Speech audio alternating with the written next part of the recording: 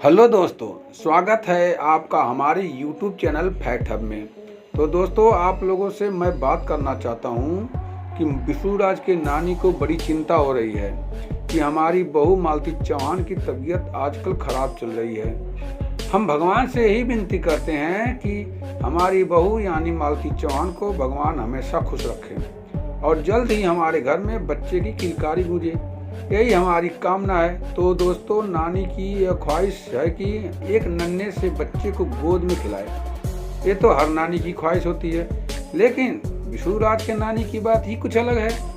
वो मालती चौहान का पूरा ध्यान रख रही है कि मालती का बच्चा और मालती दोनों सही सलामत रहें। तो दोस्तों, मालती जी का बच्चा पैदा होने में कुछ ही समय की बात है। मालती जी का बच्चा जल्द ही आप लोगों के बीच में होगा, वो समय आ गया है। तो दोस्तों, धैर्य रखिए। कुछ लोग तो वीडियो में बोल रहे हैं कि मालती का बच्चा लड़का हुआ है, तो कुछ बोल रहे हैं लड़की हुई है। दोस्तों, ना तो लड़का हुआ है और ना ही लड़की, ये सब अफवाह है। अभी मालती जी को बच्चा होने में कुछ ही समय की बात है, ये तो यही सच्चाई है। तो दोस्तों, वीडियो कैसी लगी कमेंट में ज़रूर बताएं और चैनल को सब्सक्राइब जरूर करें। धन्यवाद।